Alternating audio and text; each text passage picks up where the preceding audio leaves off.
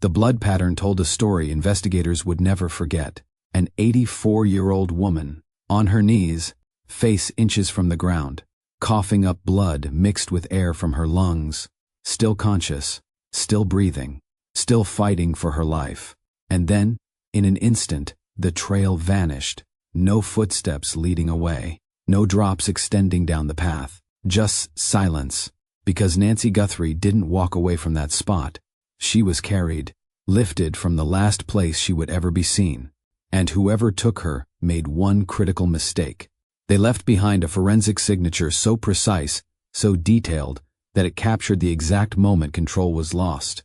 The exact second Nancy refused to go quietly. Days later, a message appeared, a digital ransom account, a pathway for communication. One message was sent, ready to talk, and then nothing. Total silence. No response, no demand, no explanation, which means one of two things. Either the plan failed, or by the time that message was sent, Nancy was already gone. This is the case investigators are still trying to solve, and the person responsible is still out there, still watching, still waiting to see if the evidence they left behind will finally speak their name.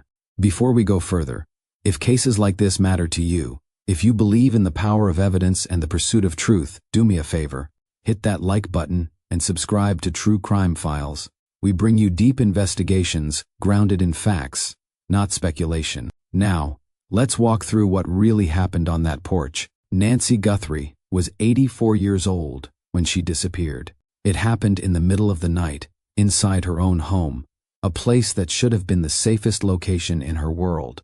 There were no witnesses, no screams that anyone reported, no frantic calls for help, just silence. And when morning came, Nancy was gone. Her daughter Savannah would later tell investigators that her mother had been taken from her bed. That detail alone shifts everything. It means this was not a random encounter. It means someone entered that home with a purpose. Someone who moved through the darkness with enough control to reach Nancy while she was at her most vulnerable, asleep, alone, unaware. For more than 2 months, there have been no confirmed sightings, no clear contact, no indication of where Nancy went after that night. But there is something. A few feet from the front door of her home, investigators found blood. Not a large amount, not the kind of scene that overwhelms with violence. Just small scattered patterns on the ground. Patterns that most people would walk past without understanding their significance. But to trained eyes, those patterns are not random. They are structured, organized, and when examined closely, they reveal a sequence of events that changes everything we think we know about what happened in those final moments. Jim Clement is a former FBI profiler who has spent years analyzing violent crime scenes. He has looked at evidence that most people would rather not see. He has learned to read the language of blood, to understand what it says about force and motion and human behavior. When he was given access to video footage of Nancy Guthrie's front porch, he did not just glance at it.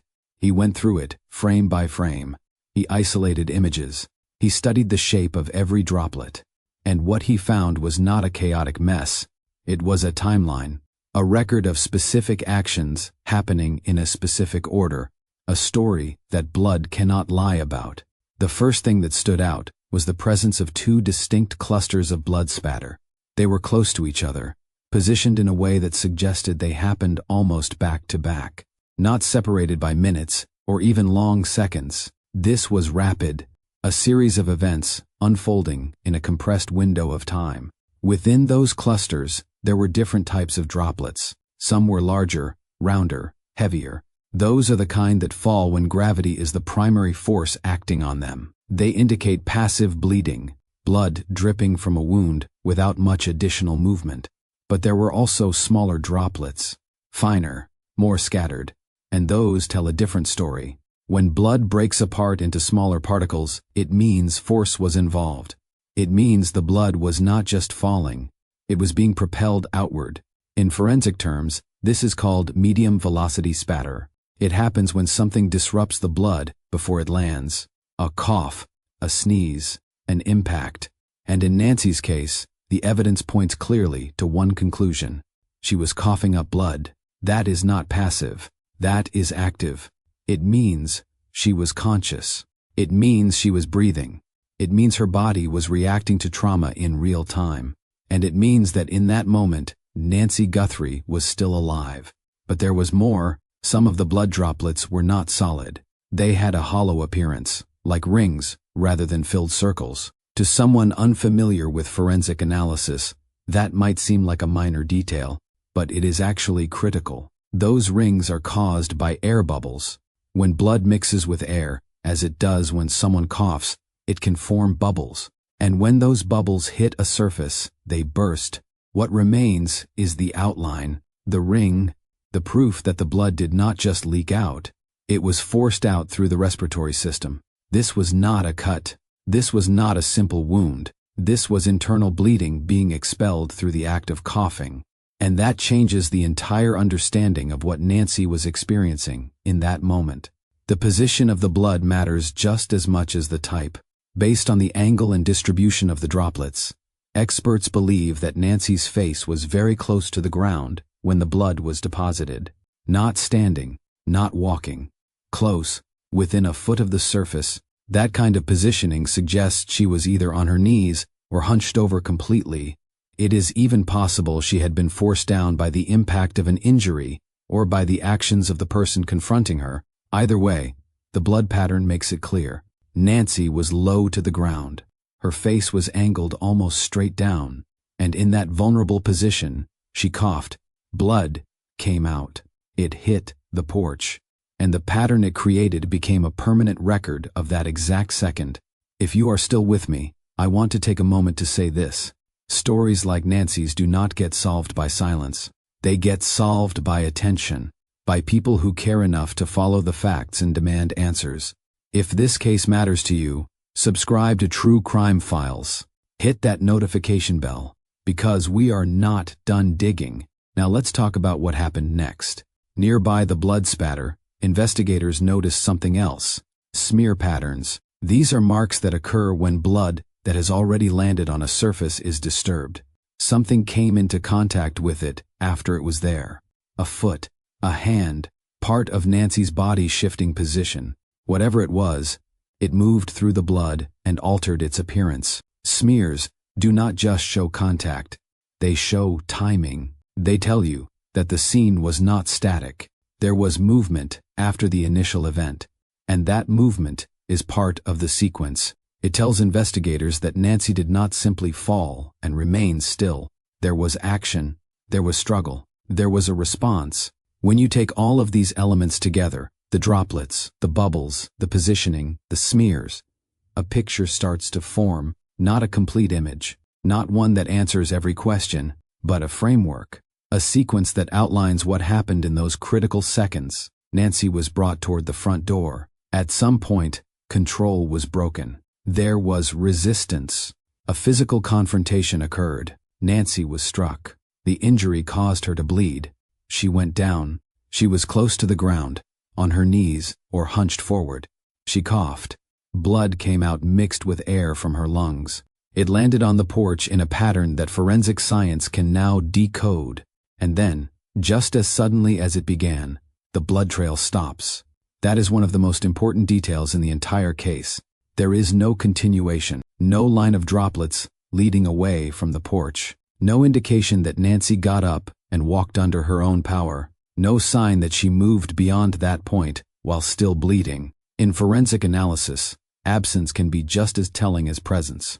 Because if Nancy had been walking, even for a few steps, there would likely be more evidence, more drops, more patterns, but there are not any, which leads to a conclusion that cannot be ignored. Nancy did not leave that spot on her own. She was removed from it. She was picked up. She was carried. And once that happened, the physical evidence disappears. Carrying someone changes the entire nature of the crime scene. It limits the opportunity for blood to fall naturally. It reduces the chance of leaving a trail, and it allows the person responsible to move quickly without the delays or unpredictability that come with forcing someone to walk. It is a method that suggests urgency, but it also suggests awareness. Awareness of the need to avoid detection.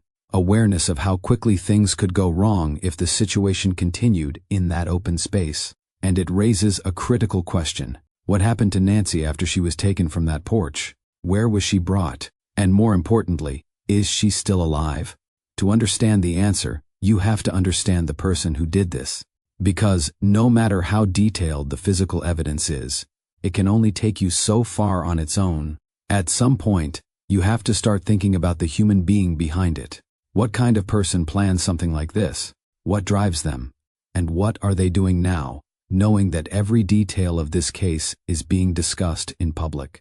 Behavioral analysis does not rely on guessing. It relies on patterns, on the choices people make under pressure, on the way plans are constructed, and the way they fall apart. And when you look at Nancy's case through that lens, certain traits begin to stand out. The first is control. This was not a chaotic, impulsive act that spiraled out of nowhere. The person responsible did not stumble into this situation. They came prepared. Entering someone's home at night, especially when that person is vulnerable, requires confidence. Not just physical confidence, but mental preparation. It suggests that this individual had already imagined how the situation would play out before they ever stepped inside. They knew the environment, or at the very least, they had taken the time to understand it. They understood routines. They understood vulnerabilities. They understood timing. That kind of awareness does not happen in a moment. It builds over time, which raises a difficult question. How long had this person been watching Nancy before that night finally came? When you start to look at it that way, the situation becomes even more disturbing, because it means the danger did not begin when Nancy was taken. It began long before that. During the quiet moments, no one noticed. The normal days that did not feel important at the time. The small routines that seemed harmless. Those were the moments someone may have been studying her life, looking for weaknesses, looking for an opportunity. And when that opportunity finally came, they were ready. Sometime, during the night, that plan was set into motion. The details of exactly how the person entered the house are still unclear, but there are signs that suggest this was not forced entry in the usual sense. There was no clear evidence of a violent break-in, no smashed windows, no obvious signs of destruction. And that is important because it suggests patience. It suggests control. Whoever did this did not need to rush. They knew what they were doing. At some point, Nancy was confronted. That moment right there is where everything changes. Imagine being in your own home in the middle of the night, when suddenly you realize you are not alone. It is the kind of fear that does not even give you time to think. And for someone Nancy's age, that moment would have been overwhelming. But what makes this case different is that she did not simply give in. The evidence suggests that she resisted, that she did not go quietly. There is a common assumption people make in situations like this, that victims, especially older ones, do not fight back. But that assumption does not always hold true. Fear can do different things to different people. Sometimes it freezes you. Sometimes it pushes you to act. And in Nancy's case, everything points to the fact that she chose to act.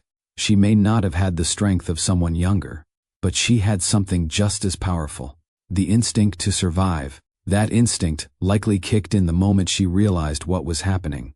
And based on what investigators have pieced together, it did not take long for things to escalate. The confrontation did not stay calm. It did not stay controlled. It turned physical. There was a struggle, not a long one. Not something that moved throughout the house, but enough to leave a mark. Enough to create a moment that would later be captured in something as small and as telling as blood on the ground. What is striking about this case is where that struggle appears to have happened. Not deep inside the house, not hidden away in a bedroom or hallway, but right near the front door. That detail alone changes the way you see everything. It suggests movement. It suggests that Nancy may have been forced out of her room, guided or threatened toward the exit. And somewhere along that path, something shifted. Something broke the control the suspect had over the situation. That is likely where Nancy made her move. It may not have been planned. It may not have been strategic. But in that moment, it did not need to be. It just needed to be enough. Enough to disrupt. Enough to resist. Enough to say no. And for a brief moment, it seems like she succeeded.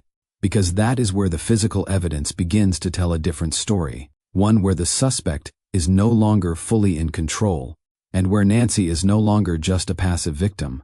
But resistance comes at a cost. At some point during that struggle, Nancy was injured. The exact nature of that injury is not fully confirmed, but the signs point toward trauma to the face or head. It could have been a punch. It could have been something else. What matters is the result. Because that injury led to something that would later become one of the most important clues in the entire case. She began to bleed, and not just bleed, but cough. That detail matters more than most people realize. Because coughing blood is not passive. It is active. It means she was still conscious, still breathing, still trying to regain control in a situation that was slipping away from her. And that moment, painful as it was, left behind something that would later allow investigators to reconstruct what happened in those final seconds before she was taken. The ground outside her front door became a record of that moment. Not a full story, not a complete picture, but a fragment frozen in time. And from that fragment, a sequence begins to emerge. Nancy is low to the ground. She is injured. She is coughing. She is still fighting. And then suddenly, everything stops. No trail leading away, no continuation, just an abrupt end, which leads to a chilling realization, one that changes the direction of the entire investigation. She did not walk away from that spot. She was taken from it, carried, removed, and once that happened, the physical evidence disappears, just like that, as if whatever happened next took place somewhere else, far from the place where it all began. And that is what makes this case so difficult. Because once that moment ends, the story goes silent. There are no clear answers beyond that point, only questions. And one of the biggest questions is this: was the suspect prepared for what happened? Because when you look at the way the night unfolded, there are signs that suggest something did not go according to plan. The struggle, the injury, the sudden stop in the evidence, these are not the signs of a perfectly executed crime. They are the signs of something that shifted unexpectedly, something that forced the suspect to react, instead of follow through with whatever they had originally intended. That matters because it tells us something about the person responsible. It tells us they may not have been as in control as they thought. It tells us they may have made mistakes. And in cases like this, mistakes are often the only way the truth eventually comes out. But for now, all anyone knows is what was left behind. A quiet house, an empty space where Nancy should be, and a few small drops of blood on the ground, marking the last place she was ever seen. When investigators first looked at the scene outside Nancy Guthrie's home, there was a quiet understanding that what they were seeing mattered. It was not dramatic. It was not overwhelming. There was not a large pool of blood or obvious signs of chaos scattered across the property. Instead, there were just small, scattered patterns, subtle marks on the ground that most people might walk past, without a second thought. But in cases like this, it is often the smallest details that carry the most weight. Because unlike people, evidence does not forget. It does not get confused. It does not change its story. It stays exactly as it was in that moment, waiting for someone to understand it. That is where forensic analysis becomes so important. Blood, in particular, has a way of preserving motion. The way it lands, the shape it takes, the direction it travels. Every one of those details reflects something that happened in real time. It is not just a stain, it is a record. And when someone with experience studies that record, it can reveal far more than people expect. In this case, the patterns outside Nancy's home were not random at all. They were structured, organized, and when examined closely, they began to form a sequence that matched the kind of struggle investigators believed had taken place. One of the first things that stood out was the presence of different types of droplets. Some were larger, heavier, almost as if they had fallen straight down with little force behind them. Others were much smaller, finer, more scattered. That contrast alone tells a story. Because in forensic terms, not all blood behaves the same way. Larger drops often come from passive bleeding, gravity doing its work as blood drips from a wound, but smaller droplets suggest something else entirely. They point to movement, to force, to an action that caused the blood to break apart before it landed. That distinction becomes even more important when you look at how those droplets are arranged. They were not spread out randomly across a wide area. Instead, they were concentrated in specific spots, forming what appears to be two distinct clusters. And the fact that those clusters are close to each other suggests that whatever caused them happened within a very short time frame. It was not a long, drawn-out event. It was a series of rapid actions happening almost back to back. When experts analyze patterns like this, they do not just look at where the blood landed. They look at how it landed. The shape of each droplet can indicate direction. If a drop is perfectly round, it usually means it fell straight down. But if it is stretched or elongated, that means it was moving through the air when it hit the surface. And in Nancy's case, some of those droplets were clearly elongated. That means the blood was not just falling. It was being propelled. Something caused it to move outward, not just downward. Another detail that stood out was something less obvious but just as telling. Some of the droplets appeared hollow, with a ring-like shape instead of a solid center. That might seem like a minor detail, but it is actually very significant. That kind of pattern is often associated with air bubbles. When blood mixes with air, such as when someone coughs, it can form bubbles that burst when they hit a surface, leaving behind those hollow rings. And that points to a very specific action. It suggests that Nancy was not just bleeding, she was coughing up blood. That realization changes the entire understanding of what happened in that moment, because coughing blood requires effort. It means she was still conscious, still breathing, still reacting. This was not a situation where she had already lost control. This was a moment where she was still engaged, still trying to respond to what was happening around her. And that makes the scene feel more immediate, more human. It was not just an event. It was a struggle unfolding in real time. The position of the blood also provides important clues. Based on the patterns, experts believe Nancy's face was very close to the ground, likely within a foot. That suggests she was not standing. She was not upright or moving freely. Instead, she was low, possibly on her knees or hunched over. It is even possible that she had been forced down, either by the impact of the injury or by the actions of the person confronting her. That position would naturally lead to the kind of pattern seen at the scene, especially if she was coughing downward toward the ground. Nearby, there were also signs that the blood had been disturbed after it landed. Smear patterns, faint but visible, indicated that something had come into contact with the blood after it was already on the surface. That could mean a foot stepping into it, a hand brushing against it, or even part of Nancy's body shifting as she tried to move. These smears do not just show contact, they show timing. They tell investigators that the scene did not remain static. There was movement after the initial event. When you start to put all of these elements together, the droplets, the direction, the bubbles, the smears, a picture begins to form. Not a perfect picture, not one that answers every question, but one that outlines the sequence of events with surprising clarity. Nancy is brought toward the front door. Something happens that breaks the control the suspect had. There is a physical struggle. She is injured. She drops low to the ground. She coughs up blood. And in that moment, there is movement around her.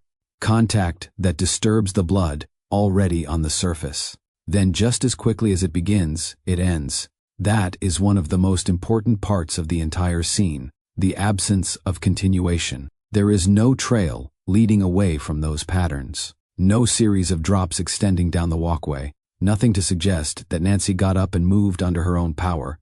And in forensic analysis, absence can be just as telling as presence. Because if she had been walking, even a few steps, there would likely be additional evidence, more drops, more patterns. But there are not any, which leads to a conclusion that investigators cannot ignore. Nancy did not leave that spot on her own. She was removed from it. That detail carries enormous weight, because it shifts the entire understanding of the crime. It confirms that control was re-established, that, whatever resistance she showed, whatever moment of disruption occurred, it was eventually overcome. And once that happened, the suspect made a decision to take her from that location without leaving further trace. Carrying someone changes the nature of the evidence completely. It limits the opportunity for blood to fall naturally. It reduces the chance of leaving a trail, and it allows the suspect to move quickly without the delays or unpredictability that come with forcing someone to walk. It is a method that suggests urgency, but also awareness. Awareness of the need to avoid detection. Awareness of how quickly things could go wrong if the situation continued in that open space. There is also something else to consider. The fact that the blood is only found outside and not clearly inside the home raises important questions about where the initial confrontation escalated. It suggests that while the suspect may have gained control inside, the real turning point, the moment where things became physical, likely happened at or near the doorway. That threshold between inside and outside becomes the focal point of the entire event. It is where the plan began to break down. And when plans break down, people make mistakes. That is something investigators pay close attention to, because mistakes are often the key to solving cases like this. A suspect who expects everything to go smoothly is more likely to overlook small details, to act without fully thinking through the consequences, and when something unexpected happens, like resistance, they are forced to adapt in the moment. That is when errors occur. That is when evidence is left behind. In this case, the blood itself may be one of those mistakes, not because it was avoidable, but because it reveals more than the suspect likely intended. It shows timing, it shows position, it shows behavior, and perhaps most importantly, it shows that the situation was not as controlled as it may have seemed from the outside.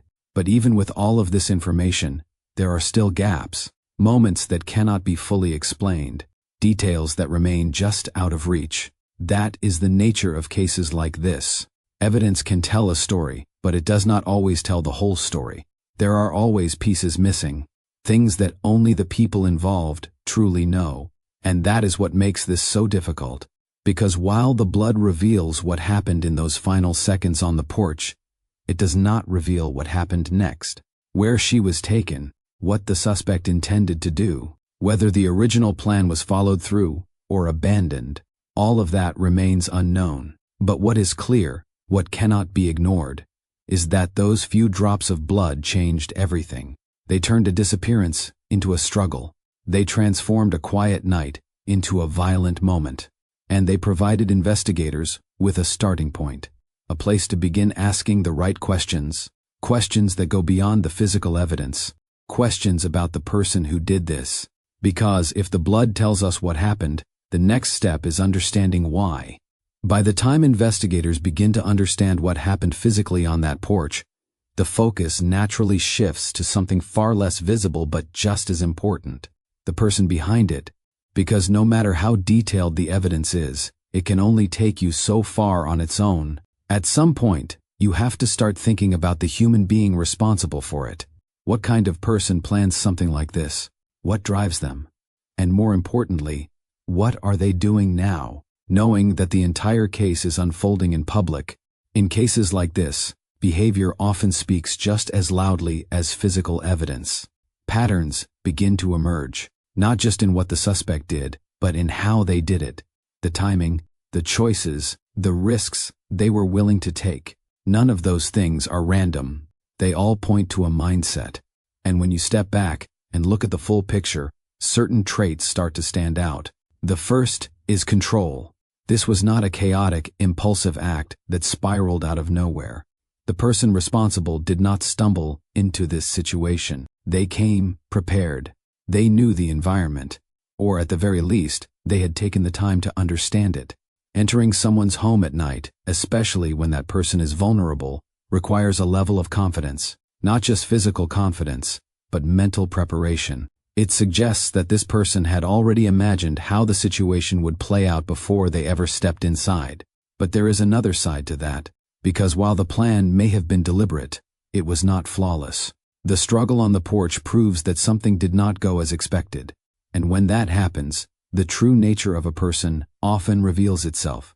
Some individuals panic, others become more aggressive. In this case, the response appears to have been force enough force to injure Nancy and regain control of the situation. That decision alone says a lot. It shows that the suspect was willing to escalate, that whatever their original intention may have been, they were prepared to use violence to achieve it. And that kind of mindset is important to understand, because it shapes everything that comes after. It means this was not just about entering the home or taking something of value. There was a goal that required control over another person, and that goal was strong enough to justify harm. At the same time, there are clear signs that this individual may not be as experienced as they believe themselves to be. In more sophisticated crimes, you often see tighter control, cleaner execution, fewer visible traces. But here, there are gaps. There are moments where the situation slips. The blood on the porch is one of them.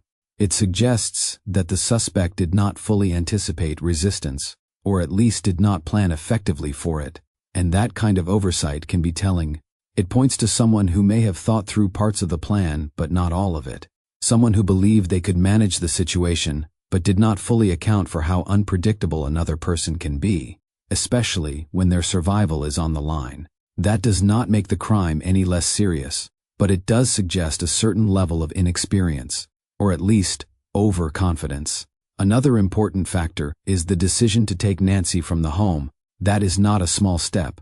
Moving a victim from one location to another significantly increases the complexity of the crime. It requires transportation, planning, and a destination, and that destination matters. Because when someone is taken to a second location, it usually means the offender is seeking something they cannot achieve in the original setting. Privacy, time, control. All of those things become easier to manage once the victim is removed from their familiar environment. But that choice also comes with risk.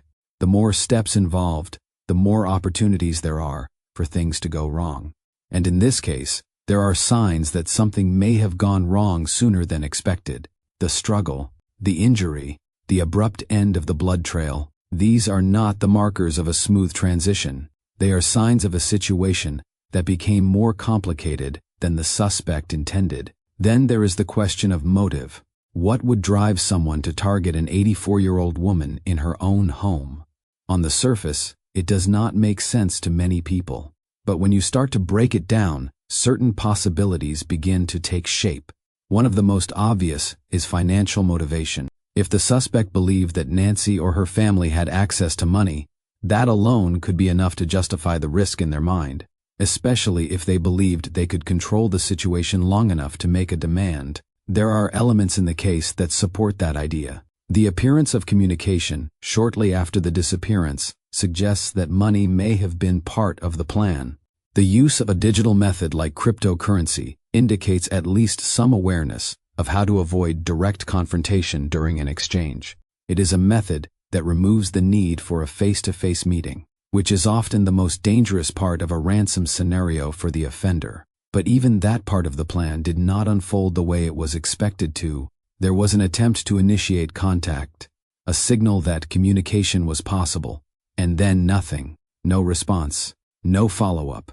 That silence is one of the most troubling aspects of the entire case, because it suggests a break in the sequence, a point where the plan either changed or collapsed entirely. That brings up another possibility, one that is harder to accept but cannot be ignored. The idea that the suspect's motivation may not have been purely financial. In some cases, there is an emotional or psychological component that goes beyond money, a fixation, a sense of connection that exists only in the mind of the offender. This kind of thinking can lead to behavior that does not follow a logical pattern. It can create situations where the goal is not just to gain something, but to feel something. In those scenarios, the act itself becomes the focus, the control, the attention, the impact it has on others.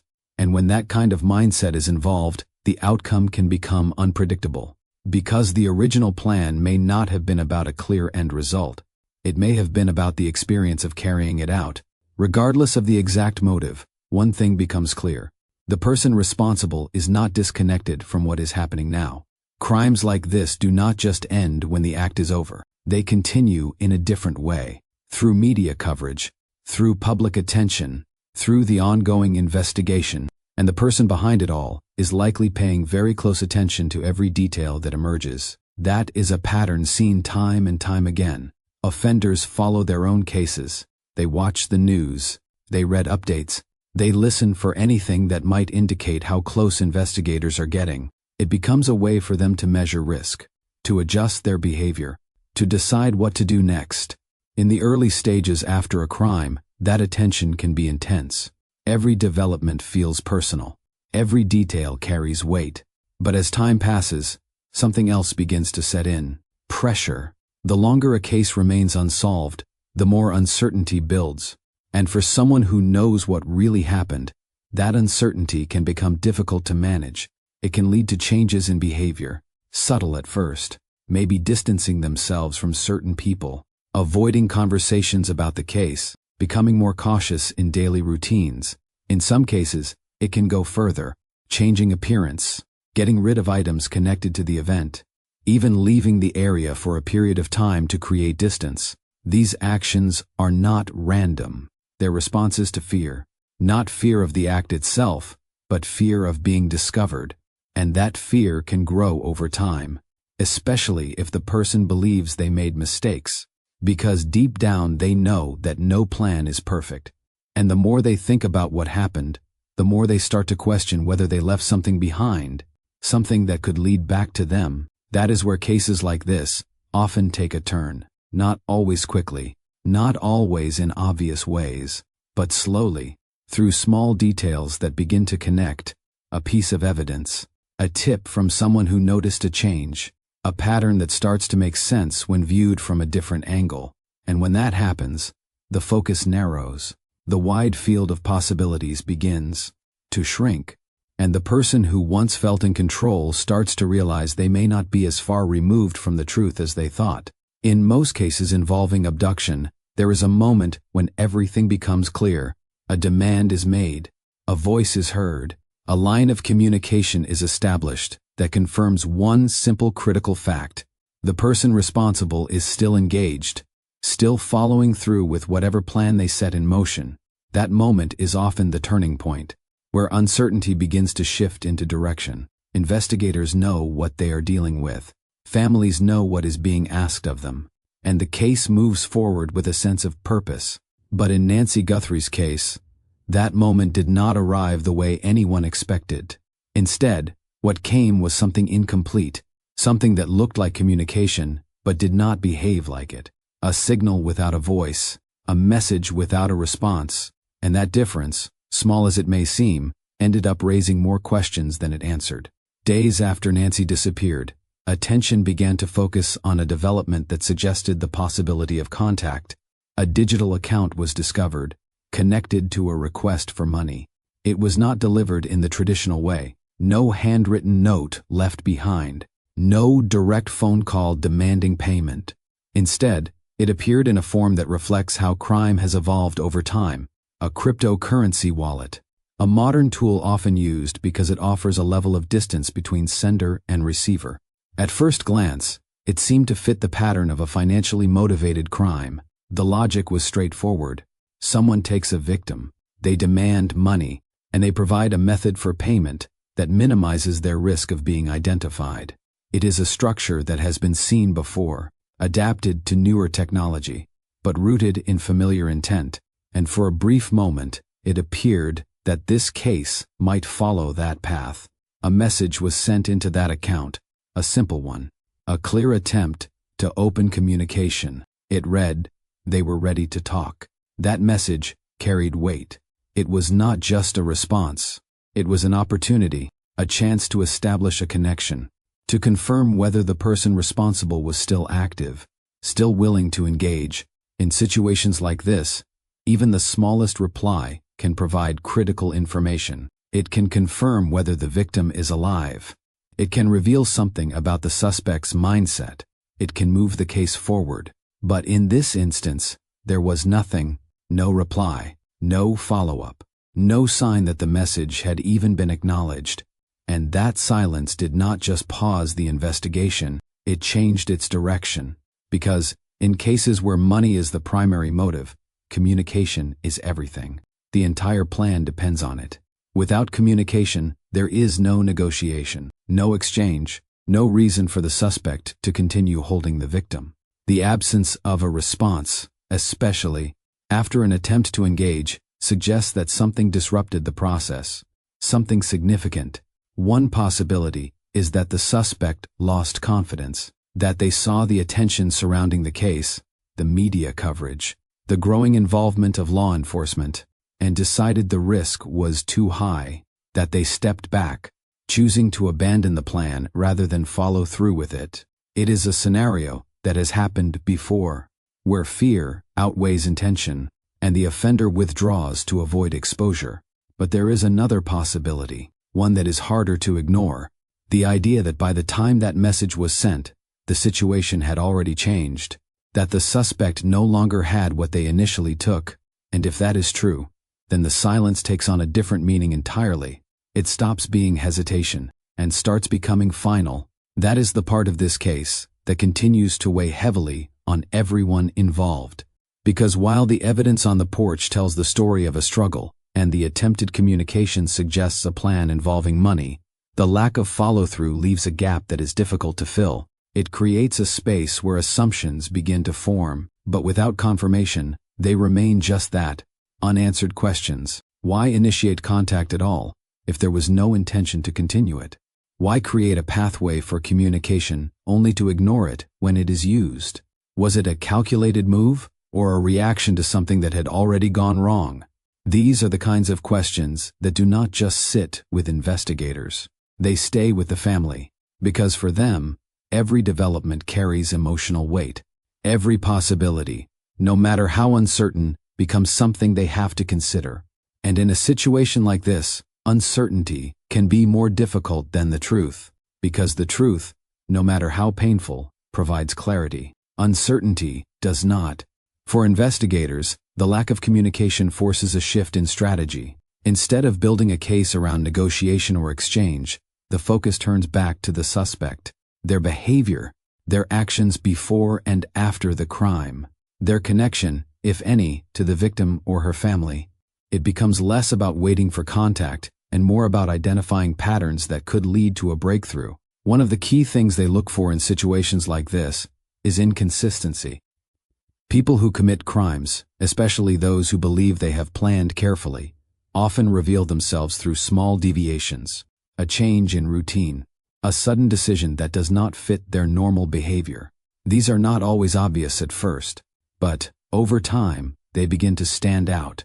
And in this case, the silence after that message becomes part of that pattern, because it does not align with the expected behavior of someone driven purely by financial gain. If money was the only goal, there would be persistence, there would be follow-up, there would be pressure applied to ensure the exchange happens. But here, that persistence is missing, which brings the focus back to motive. Was money the real goal, or just part of the appearance? Was the communication meant to lead somewhere, or simply to create confusion? In some cases, offenders introduce elements into a crime that are designed to mislead, to point investigators in a certain direction, while the truth lies somewhere else. It is not always a sign of sophistication. Sometimes it is an attempt to buy time, to create distance, to keep attention away from the core of what actually happened. And if that is the case here, then the message and the silence that followed may not be a failure of the plan. It may have been part of it. But even that possibility does not fully explain the lack of response. Because once communication is opened, ignoring it entirely carries its own risks. It raises suspicion. It shifts the narrative. It invites deeper scrutiny. And for someone trying to avoid detection, that is not always the safest path. Unless, of course, they no longer have a reason to respond. That thought lingers, not because it is proven, but because it fits too many of the missing pieces. And in the absence of answers, it becomes one of the possibilities investigators cannot dismiss. At the same time, the digital nature of the communication adds another layer to the investigation. Cryptocurrency transactions, while often seen as anonymous, still leave traces, patterns, movements, points of entry and exit that can be analyzed over time. It is not immediate, and it is not always straightforward, but it provides a path, one that investigators continue to follow, piece by piece, because even when a suspect chooses silence, their actions before that silence can still speak. And those actions matter: the creation of the account, the timing of the message, the lack of further activity. All of it forms a pattern that when combined with other evidence may eventually lead to a clearer understanding of what happened after Nancy was taken from that porch. But for now, it remains incomplete. A message sent, a response expected, and silence that says more than words ever could. As the days turned into weeks, and the weeks stretched into months, the case began to shift in a subtle but important way. In the beginning, the focus was entirely on Nancy, where she was, what had happened to her, and whether there was still a chance to bring her back safely. But as time passed and answers failed to come, attention slowly moved toward the other side of the story, the person who did this. Because even in silence, even without new evidence appearing every day, that person is still out there, living, moving, thinking. And that raises a question that investigators take very seriously in cases like this. What does someone do after committing a crime like this? The answer is not always obvious. There is no single pattern that fits every case. But over time, certain behaviors have been observed again and again, not because offenders plan them that way, but because human nature tends to follow certain paths under pressure, and after a crime like this, pressure is exactly what begins to build. In the immediate aftermath, the focus for the suspect is usually survival, not in the physical sense, but in the sense of avoiding detection. That means creating distance from the victim, from the scene, and from anything that could connect them to what happened.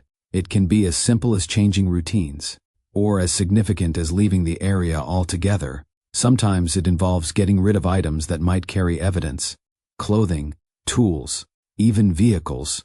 Anything that could link them back becomes a risk. But that initial response does not last forever. Once the immediate danger feels like it has passed, something else begins to take its place. Awareness, the realization that the case is still active, that investigators are still working, that the story is still being discussed. And in today's world, where information spreads quickly and widely, it is almost impossible for someone involved in a high-profile case to completely avoid it. So they watch, they follow the updates, they listen to the coverage, they pay attention to what is being said, not just by investigators, but by the public. Every new detail becomes something to measure, something to compare against what they know actually happened. And with each piece of information, they ask themselves the same question: are they getting closer? That kind of thinking does not stay contained. It begins to affect behavior in small ways, subtle changes that might not seem important on their own, but start to form a pattern over time. A person who was once relaxed becomes more guarded. Conversations that used to feel natural now feel uncomfortable. Topics are avoided. Reactions are controlled. In some cases, the changes are more visible: a shift in appearance, hair cut shorter or grown longer, facial hair added or removed, clothing style altered. These are not random choices. They are attempts to create separation between who they were before the crime and who they are now. It is a way of managing risk.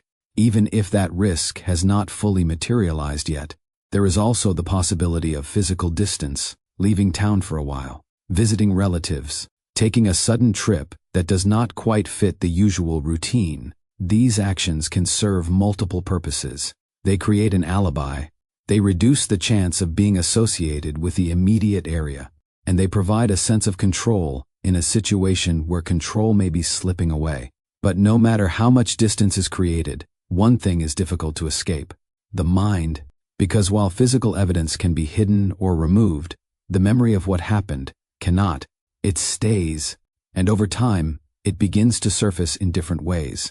Sometimes it shows up as anxiety, a constant awareness that something could go wrong.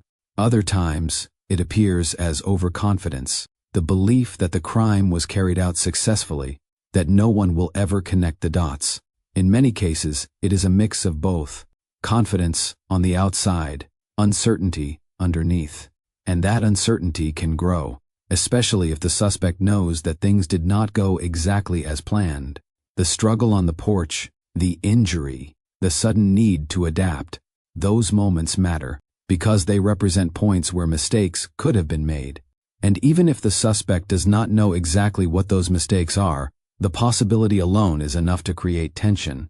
That tension can lead to overcorrection, doing too much to avoid suspicion, acting in ways that feel unnatural, drawing attention without realizing it.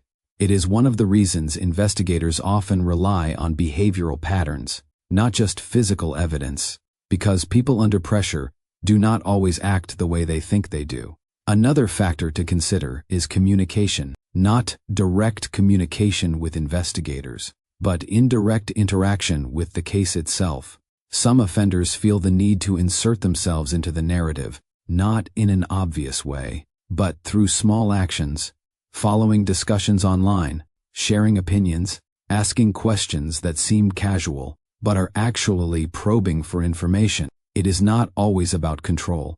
Sometimes it is about curiosity, a need to know how the story is unfolding from the outside. But that curiosity can be risky, especially if it leads to behavior that stands out, a comment that feels too informed, a reaction that does not match the situation. These are the kinds of things that, over time, can draw attention.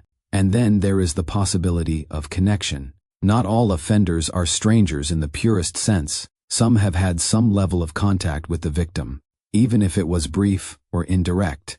A delivery, a service, a moment that seemed insignificant at the time. But in the mind of the offender, it may have meant something more. It may have provided just enough information to build a plan around. If that is the case here, then the suspect may still be within a familiar circle, not necessarily close, but close enough to observe, close enough to understand certain details about Nancy's life.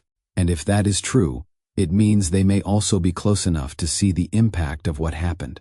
The media coverage, the public attention, the emotional toll on the family, all of it becomes part of the environment they now exist in, and that can have different effects depending on the person. For some, it reinforces the need to stay hidden, to remain quiet and disconnected. For others, it creates a sense of power, a feeling that they have influenced something larger than themselves, that their actions have created a ripple effect that continues to spread. But even in those cases, the pressure does not disappear, because no matter how confident someone feels, there is always the possibility that something was overlooked, a detail missed, a trace left behind. And in modern investigations, that trace does not always have to be obvious. It can be something small, something that does not reveal itself right away. DNA, digital activity, a pattern of movement that only becomes clear when viewed over time. These are the kinds of things that do not rely on immediate discovery. They build slowly, quietly, until they reach a point where they can no longer be ignored. And when that happens, everything changes. The person who once believed they had moved on begins to realize that the past is not as far behind them as they thought, that the distance they created is not enough, that the silence they relied on has not protected them. It is a shift that does not happen all at once, but when it does, it is often the beginning of the end. Because in cases like this, the truth has a way of surfacing, not always quickly, not always in the way people expect, but eventually, through evidence, through behavior, through the small cracks that appear when someone tries to hold a story together that was never meant to last. And somewhere out there right now, that process may already be unfolding. There comes a point in every investigation where the focus shifts from what is known to what must be uncovered, not guessed, not assumed, proven. And in a case like Nancy Guthrie, that moment carries a different kind of weight, because by now, the story has already taken shape in the minds of investigators, analysts, and the public. The struggle on the porch, the sudden disappearance, the silence that followed, each piece has settled into place. But a story without an ending is not a conclusion. It is a question that refuses to go away. For the family, that question never fades. It does not quiet down with time. It does not become easier to carry. If anything, it grows heavier, because every passing day adds another layer of uncertainty. Another day without answers. Another moment where the mind begins to fill in the gaps with possibilities that are impossible to confirm. And in that space between what is known and what is feared, people are left searching for something to hold on to. Some hold on to hope. The belief that Nancy is still out there, that somehow she survived what happened that night, that there is a version of this story that ends with her being found. It is a powerful thought, and for many families in similar situations, it becomes the only way to keep moving forward. But hope without information can be fragile. It depends on time, and time in cases like this does not always work in favor of that belief. Others begin to prepare for a different outcome, not because they want to, but because the silence begins to feel like an answer of its own. It is a difficult place to reach, a place where the mind starts to consider what it has been trying to avoid. And even then, without confirmation, there is no closure, only a quiet understanding that the truth may not be what anyone wants it to be. For investigators, the approach is different. Emotion cannot guide the process. It has to remain grounded in evidence, in patterns, in the careful assembly of facts that can stand on their own. And while the public may see a case that has slowed down, what often happens behind the scenes is the opposite. Work continues, analysis deepens, connections are tested and retested, looking for anything that might bring clarity to what remains unresolved. One of the most important tools in modern investigations is time itself, not as a limitation, but as an advantage, because as time passes, new methods emerge, technology improves, techniques that were once unavailable become possible, and evidence that may not have meant much at the beginning can take on new significance when viewed through a different lens. DNA, for example, has changed the way cases like this are approached. It does not always provide immediate answers, but it offers a path, a way to connect individuals to places, to objects, to moments that cannot be explained away. And with the development of forensic genealogy, even small traces can lead to something larger, a name, a family line, a direction that was not visible before. Digital evidence works in a similar way. It does not disappear as easily as people might think. Every interaction leaves a mark. Every device carries a history. Movements, searches, communications, all of it can be examined, reconstructed, and placed into a timeline. And while it may take time to access and analyze, once it is understood, it can become one of the most powerful pieces of the entire case. But beyond the science, there is something else that often brings cases like this closer to resolution. People, someone who noticed something unusual, a change in behavior, a comment that did not sit right, a moment that seemed insignificant at the time, but begins to feel different as more information comes to light. These are the details that do not appear in reports at first. They exist in memory, and sometimes it takes distance, time, for those memories to surface in a way that leads to action. That is why investigators never fully close the door on new information. Even when a case appears quiet from the outside, it remains open in the minds of those working on it, because they know that the breakthrough often comes from somewhere unexpected. A call, a tip, a piece of information that connects two points that previously seemed unrelated. And when that connection is made, everything changes. The uncertainty begins to narrow, the possibilities begin to shrink, and the person responsible, who once felt removed from the situation, starts to come into focus. That is the moment every investigation is building toward, not just identifying what happened, but identifying who made it happen, and in doing so, bringing a level of clarity that has been missing from the very beginning.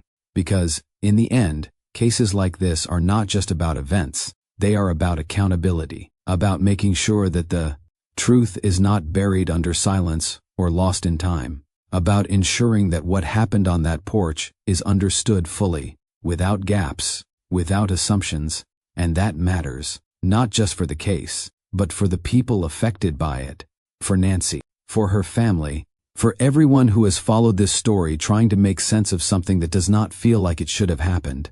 The quiet house, the blood on the ground, the unanswered message. Each of those elements began as separate pieces, but together they form a path that leads somewhere, maybe not immediately, Maybe not in a straight line, but it leads forward. Because the truth, no matter how carefully it is hidden, has a way of surfacing, not through one moment, but through many, not through one piece of evidence, but through a collection of details that slowly begin to align, and when they do, the silence breaks, the story completes itself, and the question that started it all, what really happened to Nancy Guthrie, finally gets an answer. If this case has stayed with you, if you believe that every detail matters, and that justice does not have an expiration date, then I need you to do something. Subscribe to True Crime Files, hit that like button, turn on notifications, because cases like Nancy's do not get solved by forgetting. They get solved by people who refuse to look away. We will keep following the facts. We will keep asking the questions. And when the truth finally surfaces, you will be here to see it. Thank you for watching. And remember, somewhere out there, someone knows what happened. And eventually, that knowledge will become impossible to carry.